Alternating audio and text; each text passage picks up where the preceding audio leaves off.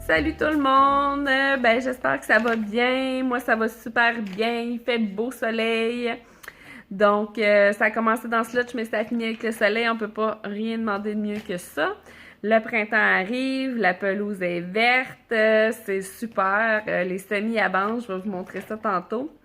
J'ai décidé de faire une petite vidéo, dans le fond, parce que c'est assez d'actualité dans le fond, le coût de l'épicerie a augmenté. Il y a un paquet de choses, en fait, qui a augmenté ces temps-ci pour plusieurs raisons. On n'en fera pas l'éloge. Mais c'est ça. C'est triste, mais des fois, faut vivre avec une réalité. Et puis, je pense que j'ai des bons petits trucs pour vous.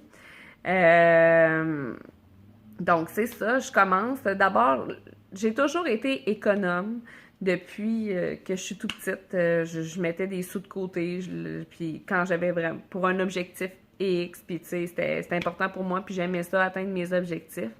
J'ai jamais été une grande dépensière. Puis la raison pourquoi je pense que ça a été comme ça, c'est que j'ai toujours un peu estimé la valeur des choses, non en argent, mais vraiment en temps. Donc, quand j'achète quelque chose, je me demande souvent, ça prend combien de mon temps acheter ça? Est-ce que ça m'en vaut la peine? Est-ce que ça a le mérite de représenter, exemple, 3 heures de ma vie ou 500 heures de ma vie, tu sais? Donc, c'est ça. Alors, je vous donne mes petits trucs, puis j'espère que ça va aider au moins une personne. Donc, plus pour le côté alimentaire, ça a l'air drôle un peu, mais c'est de commencer chez soi ses économies. Donc, commencer par faire son inventaire, puis surtout de prendre le temps de vérifier les choses qui vont se périmer.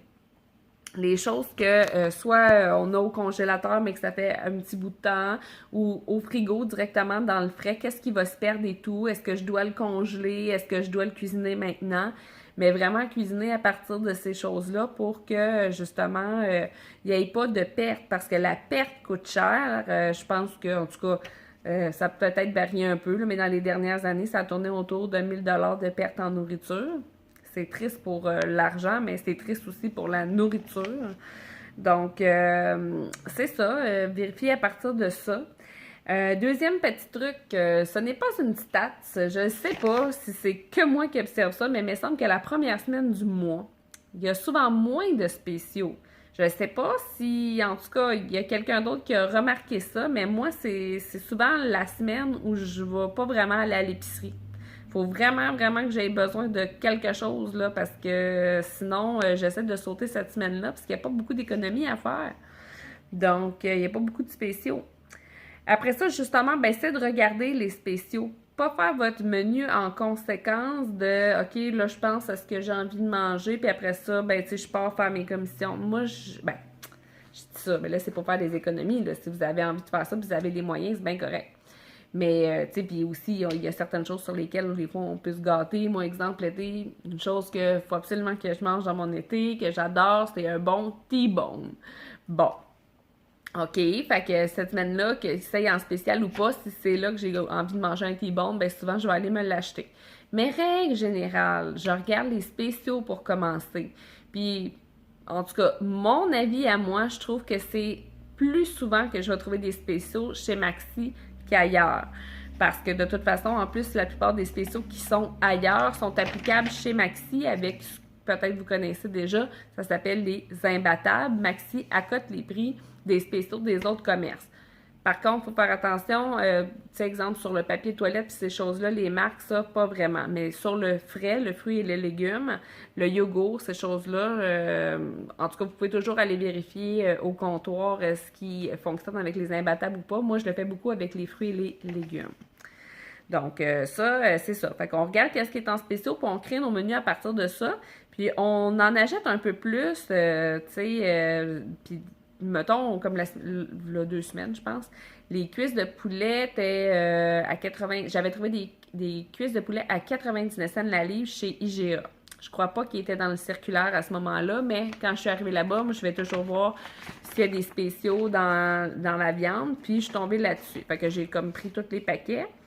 Fait que j'avais 3 tôles dans mon four, puis je les ai toutes faites cuire. Puis là, ben, moi, j'ai une selleuse, fait que je les fais cuire en portions de 2. Fait que je sors ça pour le souper, je renvoie ça dans le four à 400. Puis on a des belles cuisses croustillantes à manger. Puis là, ben, tu sais, je les fais pas toutes à la même sorte pour pas qu'on se tende non plus. Donc, j'en ai fait, je pense que cette semaine-là, j'ai fait curry, j'ai fait côte levée, j'ai fait barbecue. J'en avais acheté pour le service, puis j'en avais acheté aussi pour nous, personnellement. Donc, c'est vraiment intéressant. Donc, c'est ça, tu sais, d'en faire cuire plus, parce que quand tu as utilisé votre électricité aussi, ben, tu sais, profitez-en, puis congelez-les, ça va être fait. Puis moi, je me dis aussi, si vous pouvez sauter une semaine sur 2 à l'épicerie, là, c'est encore de mieux, parce que il y a aussi de votre temps, l'essence, tout ça, tu sais. Moi, il y a souvent une semaine que je suis plus sur le frais, puis il y a souvent une semaine que je suis plus sur le congelé, tu sais. Par contre, il y a quand même des légumes qui se conservent plus longtemps au frigo, là. Donc, c'est ça. Après ça, moi, mon budget d'épicerie, il est pas aux semaines ni aux mois. Il est aux 3 mois. Justement pour que je puisse aller récupérer des quantités quand il y a des spéciaux. Donc, c'est sûr que je fais mon bilan à chaque mois. Moi, je fais mon budget tous les mois avec mon petit cahier, qu'est-ce qui va où, puis j'ai des sous-comptes pour envoyer ça dans chaque sous-compte, puis... En tout cas, mais je trouve ça bien le fun de faire ça, puis ça a toujours, tu sais, quand j'étais plus jeune, quand j'étais petite, c'était des petites enveloppes, là, tu sais, mais en vieillissant, surtout avec la Caisse des Jardins, là, ça coûte pas plus cher d'avoir, pardon, plusieurs sous-petits comptes reliés à votre compte, donc ça peut vraiment d'être intéressant pour, justement, se créer des économies, tu sais, exemple, tu sais, aussi futile, là, j'ai un compte, je vous dirai pas pourquoi, mais j'ai un compte qui a 11,66 qui va dedans à tous les mois. Ben moi, mon objectif, il monte de 11,66 par mois, puis vous seriez surpris de voir à quel point ça va vite. Donc, c'est ça. Voilà, voilà. Puis après ça, bon.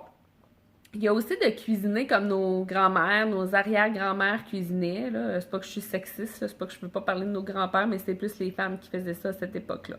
Donc, donc c'est ça. Puis, tu sais, il partait d'une grande pièce de viande, puis il la recuisinait toute la semaine. Tu sais, exemple, bon, on va prendre un rôti de bœuf. Bon, ben, là, ils peuvent le manger en rôti comme ça, grillé avec des patates jaunes, des bons légumes et tout ça.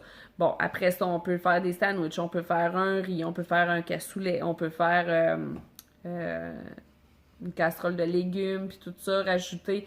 Puis, tu sais, les menus végétariens sont vraiment rendus à la mode. Donc, tu sais, si vous aimez ça, vous, les haricots, puis, tu sais, faire des moitié-moitié, mixer la viande, puis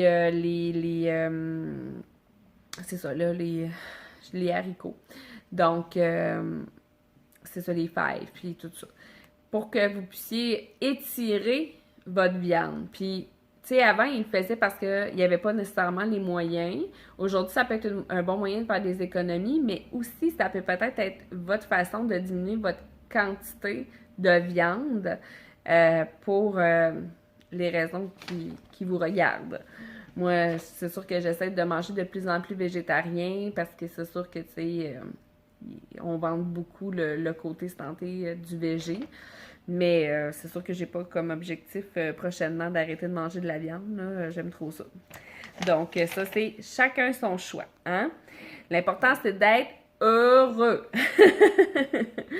Donc, c'est ça. Si vous n'avez pas de congèle, oui, si vous n'avez pas de congèle, ben, tu sais, je vous suggérerais d'aller en chercher un. Puis si vous n'en avez pas, ben, essayez de trouver une autre façon de faire des provisions, exemple par le canage, donc avec les bocaux puis tout ça pour vous permettre de garder des aliments à la maison en backup. Là, vous entendez mon petit shih tzu, je vais juste aller régler ça. Donc voilà mes premiers trucs. La prochaine vidéo va sortir sous peu. Je l'ai sectionnée en 2 sections pour que ce soit plus facile à downloader. Donc à tantôt! Je t'invite à t'abonner à ma chaîne pour avoir d'autres idées d'économie et de planification, que ce soit pour ta famille ou ton service de garde. Si tu as des idées, des questions, gêne-toi pas, laisse-les en commentaire. Merci d'avoir pris le temps de cliquer sur ma vidéo. À la prochaine!